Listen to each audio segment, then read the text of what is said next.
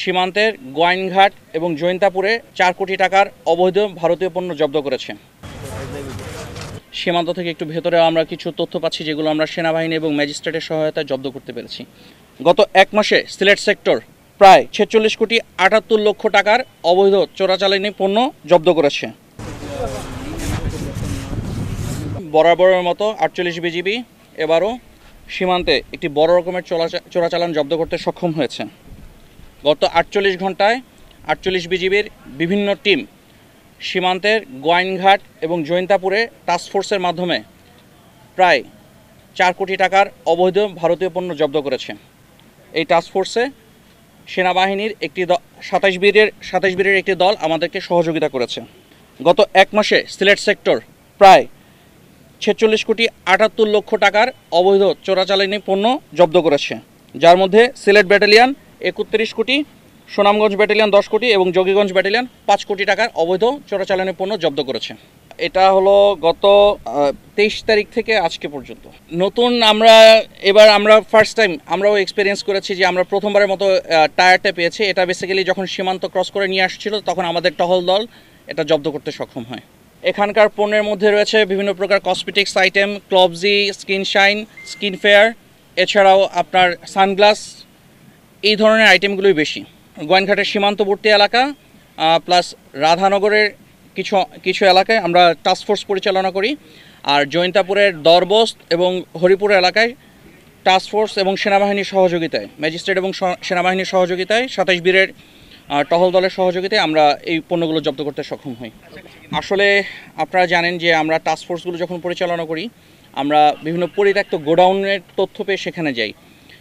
তো চোরাকারবারীরা আমাদের আগমন টের পেয়ে তারা সেখান থেকে পালিয়ে যায়। তো আমরা যদিও তাদেরকে অন দ্য স্পট ধরতে পারিনি, কিন্তু তাদের ব্যাপারে আমরা তথ্য সংগ্রহ করছি এবং তাদের বিরুদ্ধে আমরা আইনানুগ ব্যবস্থা গ্রহণের জন্য কার্যকরী পদক্ষেপ গ্রহণ করেছি। সীমান্তে চোরাচালানের যে প্যাটার্নটা সেটা আপনাকে আমি একটু যদি এক্সপ্লেন করি। এটা হলো, দেখা যাচ্ছে যে চা বাগানের মাঝখানে সে কোনো একটা পয়েন্টে সে তার জিনিসগুলো এনে ডাম্প করে রেখে সে ওটা ঢেকে রেখেছে। এখন ওইখানে ডেফিনেটলি আমার লোক যখন যায় সে আমার ধরা খাওয়ার জন্য ওয়েট করবে না, এটাই হয় প্রতিবার। আসলে সীমান্তে যেই চোরাচালানের প্যাটার্ন, ওদের প্যাটার্নটাই ঠিক এরকম যে ওরা এনে কোনো একটা জায়গায় ডাম্প করে রাখে, অল্প অল্প করে নিয়ে এসে ডাম্প করে। দেখা যায় যে আমাদের টহল দলগুলো সাধারণত অ্যাম্বুশ করে থাকে, বাট অ্যাম্বুশেও আমরা কিছু জিনিস ধরতে সক্ষম হই। বাট সেক্ষেত্রে আবার দেখা যায় যে তারা জিনিস যখন আমাদের টহল দলে উপস্থিতি টের পায় তখন তারা ওখান থেকে জিনিসগুলো ফেলে চলে যায়। তো এটা ব্যর্থতা না, ঠিক এটা আমাদের ডিউটি প্যাটার্নটা অনেকটা এরকম এবং সীমান্তে চোরাচালানের ধরনটা এরকম। এটাকে আপনি অন্য অফেন্সের সাথে এটাকে মিলালে হবে না, এটার প্যাটার্নটা ডিফারেন্ট। আমরা প্রতিনিয়ত মামলা করে যাচ্ছি এবং আমাদের ব্যাটালিয়নে একটি মামলা মনিটরিং সেল আছে, যে সেলের মাধ্যমে আমরা নিয়মিতভাবে এই মামলাগুলো পর্যালোচনা করছি। অলরেডি আমরা সুনামগঞ্জের একজন চোরাকারবারিকে আদালতে আমরা চেষ্টা করেছি আমাদের পক্ষ থেকে যতটুকু করা সম্ভব সে যেন জামিন না পায়, এবং তাকে জামিন দেওয়া হয়নি, তাকে গ্রেফতার করা হয়েছে। আর চোরাকারবারিদের যে জিনিসটা হয় যে ওরা যখনই মামলা হয়, যখন টের পায় তখন ওরা ওই জায়গা থেকে একটু সরে যায়।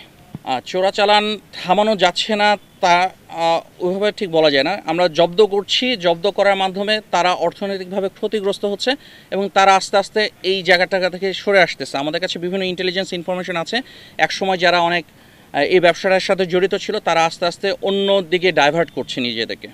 প্রতিনিয়ত আমার ইন্টেলিজেন্স নেটওয়ার্ক অনেক বাড়ছে। একটা সময় আমার যে ইন্টেলিজেন্স নেটওয়ার্ক ছিল, সময়ের সাথে সাথে আমরা এটাকে যখন বৃদ্ধি করছি আমরা আরও নতুন নতুন খবর পাচ্ছি। আপনারা হয়তো খেয়াল করেছেন যে আমরা সীমান্ত থেকে একটু ভেতরে আমরা কিছু তথ্য পাচ্ছি, যেগুলো আমরা সেনাবাহিনী এবং ম্যাজিস্ট্রেটের সহায়তায় জব্দ করতে পেরেছি। এটা আগে ছিল না। চোরাচালানের এই সিজারটা বৃদ্ধি পাওয়ার একটা অন্যতম কারণ হলো আমাদের গোয়েন্দা তৎপরতা বৃদ্ধি করা।